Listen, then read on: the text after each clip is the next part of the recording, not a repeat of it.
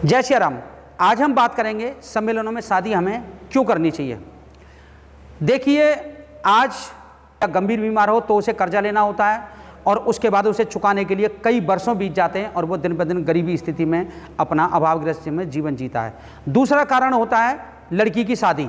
अगर गरीब आदमी के पास लड़की शादी के लिए है, शादी आ गई, आज शादी लाख 2-4 लाख रुपए में शादी में खर्च होते हैं, तो उतना पैसा उसके पास होता नहीं है और शादी के लिए वो कर्जा लेता है। कर्जा लेने के बाद वो दिन पर दिन और ज़्यादा गरीब होता है। उस कर्जे को चुकाने के लिए उनकी यहाँ तक देखा गया है 10 साल 5 साल उस कर्जे को चुकाने के लिए लग जाती है। उनको दिन रात मेहनत करके भी उस कर्जे को नहीं चुका पाता है और वो परिस्थितियों में गिरता चला जाता है। जब वो परिस्थितियाँ उसे जीने भी नहीं देती और मरने भी नहीं देती, वो स्थिति है।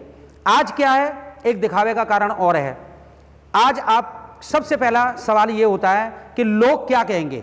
अगर हम शादी सम्मेलन में कराएंगे, अगर घर पे नहीं गाएंगे तो लोग क्या कहेंगे। लोग कुछ नहीं कहेंगे आपको, क्योंकि आपको लोग कहेंगे कि आप अच्छा क्यों खा रहे हैं, आप अच्छे क्यों चल रहे हैं। लोग ये कहेंगे, लोग आपको गिराने की कोशिश करेंगे।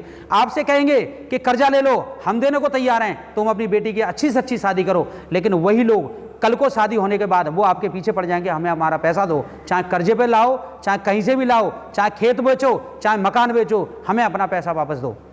वो लोग ये कहेंगे आपसे कर्जा लेने के लिए कहेंगे, कर्जा ले लो, शादियों में तो कर्जा हो ही जाता है, ऐसे कह के आपसे कहेंगे और आपको कर्जे में दबा देंगे। और जब आप कर्जे में दब जाएंगे तो आप उभर नहीं पाएंगे, उसमें सालों साल आपको उभरने में लग जाएंगे। कल कैसी परिस्थितियां आने वाली है आपको नहीं पता, लेकिन खराब परिस्थितियां भी आएंगी, लेकिन आप कर्जे से बाहर नहीं निकल पाओगे।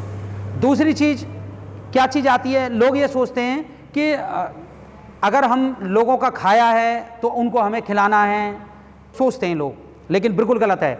आप किसी का न कुछ खाते हो, न कोई तुम्हें खिला सकता है। जब भी आपकी किसी ब्याह शादी में जाते हो, कुछ न कुछ आप नेग या दक्षिणा दे के आते हो या दे के आते हैं ना पैसे, तो आप उसका खाया कहाँ। भगवान के यहाँ से हर इंसान के लिए कुछ न कुछ पहले से ही नियमित है, किसको कहाँ भोजन करना है, किसको कहाँ भोजन मिलेगा या कहाँ उसे खाना है वो खाएगा। ये बात आप दिमाग से निकाल दीजिए कि लोगों का हमने खाया है तो हमें उनको खिलाना पड़ेगा। इसलिए सम्मेलनों में आप शादी करेंगे तो आप इन कर्जों से बचेंगे और आप कर्जा नहीं लेना पड़ेगा।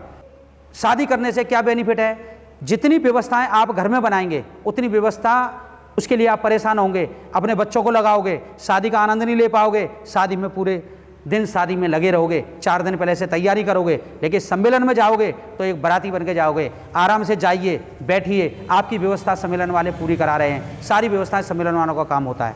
इसलिए आपकी हेडिंग खत्म। किसी तरह की इसको बुलाओ या घर वाले किसी को लो, कौन काम नहीं करना, काम वालों की आवश्यकता पड़ेगी, कोई ज़रूरत नहीं है। आप सीधा सम्मेलन में जाएंगे और आपकी शादी हो जाएगी, आप मस्ती से चले आएंगे। आप जितना पैसा अपने घर टेंट में शादियों में व्यवस्था करेंगे, सम्मेलन में उतने में टोटल शादी हो जाएगी। आज आप सम्मेलन में अगर 1 लाख रुपया दोनों पार्टियों का 50-50 हज़ार लग रहा है तो उसमें मोटरसाइकिल, फ्रिज, कई तरह के आपको आइटम मिलेंगे। आप जितने पैसे खर्च करेंगे अपने घर में, अगर 2 लाख रुपए खर्च करेंगे, वहाँ केवल 1 लाख रुपए में ही आपका उतना काम हो जाएगा।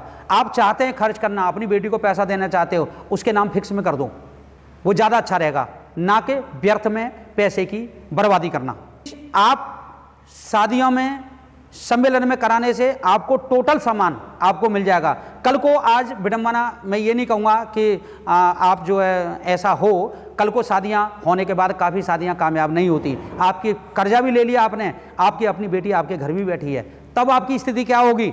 जब आप समाज से कर्जा ले चुके होंगे, कर्जा चुकाने में आप अपना जीवन लगा रहे हैं, लेकिन वहाँ एक बेटी हमारे घर पर जाके बैठी है, फिर आप क्या करेंगे। अगर यही शादी आप सम्मेलन में करवाएंगे, ज़्यादा कर्जा किसी से नहीं लोगे। अगर कोई ऐसी परिस्थिति आती है और बेटी को अगर दूसरी जगह शादी कराना, तो आपके पास उतना पर्याप्त धन होगा और दोबारा से आप करा सकते हैं, क्योंकि आप मजबूत होंगे, अपनी बेटी के लिए संभालने के लिए आपकी स्थिति मजबूत होगी।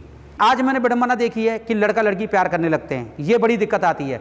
इसमें क्या होता है कि हमारी नाक का इज्जत होता है, सम्मान का विषय होता है। हम अपनी बेटियों को बाहर कर देते हैं, अपनी बेटियों को यहाँ तक कि उनके साथ नाना तरह के दुर्भाव करते हैं और हमें उन्हें कभी कभी हम घर से अलग भी कर देते हैं। ऐसी बेटियों को 5 वो जो प्यार करता है, उसके परिवार वाले 5 मिलके एक सम्मेलन की शादी करा दीजिए। आप बेशक उससे नाता तोड़ लीजिए कि मेरा आज से कोई नाता नहीं है, लेकिन उनको आशीर्वाद दीजिए। सम्मेलन में शादी करा दिए, आशीर्वाद दिए और उनके घर पे अपने हाथ से उनको विदा कीजिए।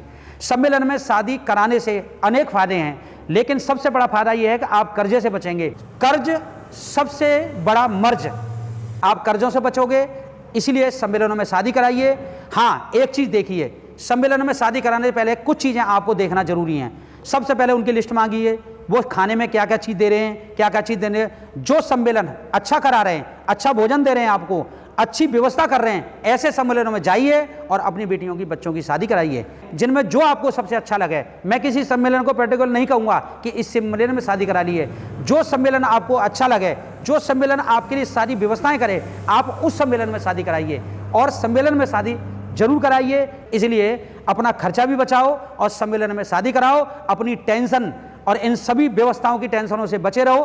कल को आंधी आ जाती है, बारिश आ जाती है, आपका सारा टेंट, आपका बताया हुआ सारा पैसा खराब हो जाता है। लेकिन सम्मेलन वाले इन चीज़ों की सब व्यवस्था करते हैं, आंधी बारिश बेहोश सब चीज़ से बचा के रखते हैं। इसलिए जो आदमी आपके लिए इतनी मेहनत कर रहा है, आपके लिए सब कुछ कर रहे हैं, और कुछ लोग अपनी जेब से कुछ पैसा गरीबों में खर्च करना चाहते हैं, और ये मेरा कहना है, और आप अपने दिमाग से सोचिए, कर्जा लेके शादी मत कीजिए।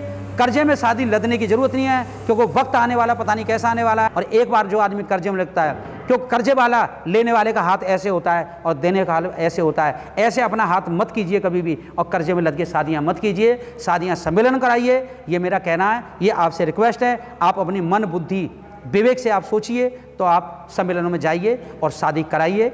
पहले पूरी व्यवस्था वहाँ की देखिए, फिर उसकी शादी, अपने बच्चों की शादी कराइए सम्मेलन है, और कर्जे से बचिए। आज सम्मेलन हो रहे हैं, काफ़ी सम्मेलन लोग कर रहे हैं, तो आप उनका फ़ायदा उठाइए। जय श्री राम जी की।